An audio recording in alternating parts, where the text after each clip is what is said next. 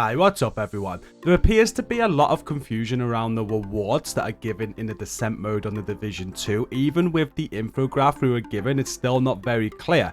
So in today's video, I'm aiming to clear this up so you know exactly what rewards you get for playing the Descent game mode.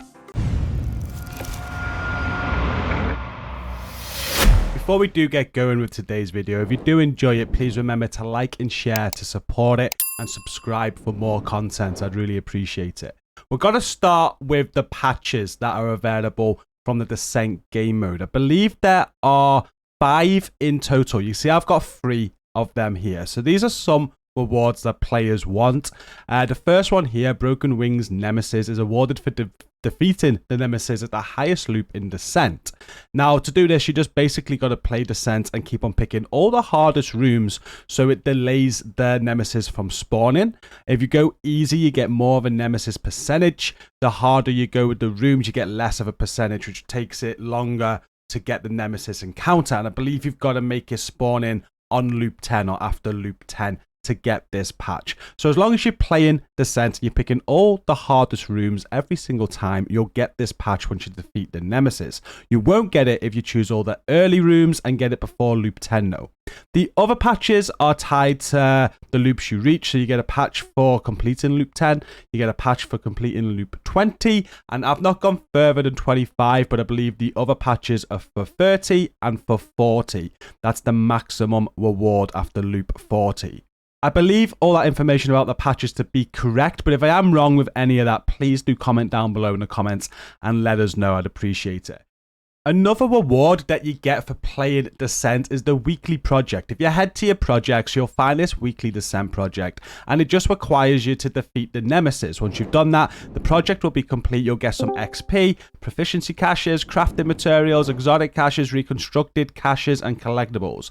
The reconstructed cache is not a guarantee. I'm not sure all those caches are a guarantee, actually. There's just a chance of getting them on the weekly project. I believe the collectibles will drop though. So you want to make sure you're completing this every single week for a chance of those rewards. And it's the reconstructed caches that are the highest reward in Descent, really, because it's these caches that are going to give you a guaranteed named blueprint. I've been told it is guaranteed. As long as you get a reconstructed cache and you open it, it might not pop up on screen, but you're going to be getting named blueprints added to your crafting station. So just go and check that out. There'll be one there for you to go and use. And there's loads of blueprints in these. So I'm being told that you can get Dark Zone named item blueprints for like the Gift, Dark Winter, things like that. So this is going to be a highly sought after cache, and you're going to want to be grinding the Nemesis every single week to be able to get this cache for those named blueprints.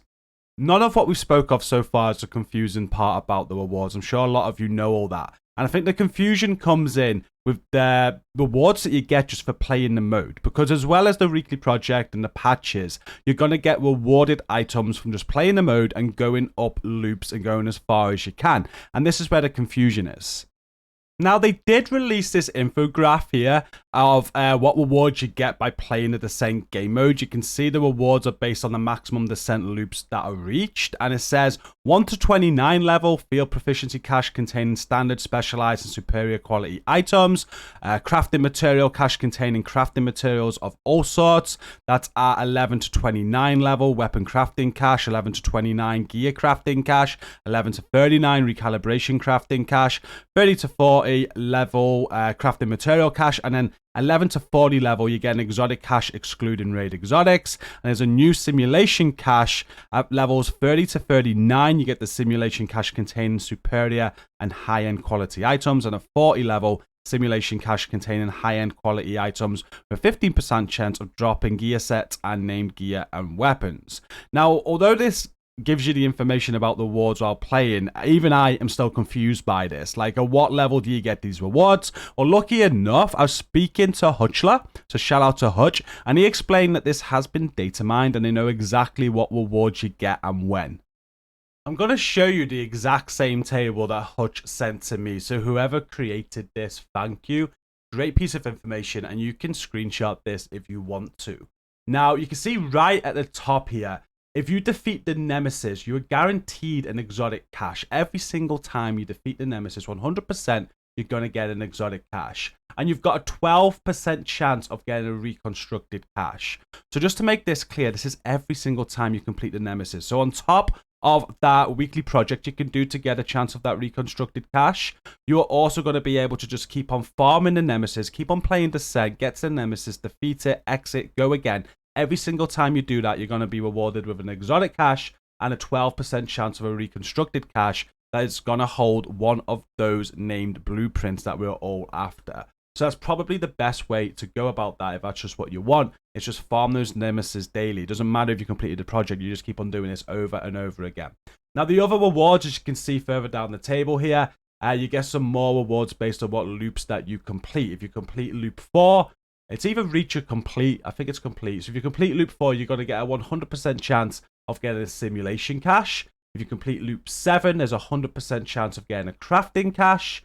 Loop 10 will give you a 100% chance of another simulation cache with a bonus 20%. So when you open caches, there's sometimes a bonus item or 20% chance of getting a bonus item in that cache. At loop 13, you've got a 40% chance of a simulation cache and a 100% chance of a crafting cache.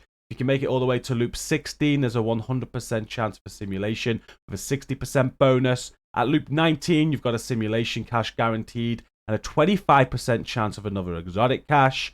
And then all the way at loop 26, there's a guaranteed chance of another exotic cache. And at loop 31, there's a guaranteed chance of an exotic cache again, with a 49% chance of a reconstructed cache.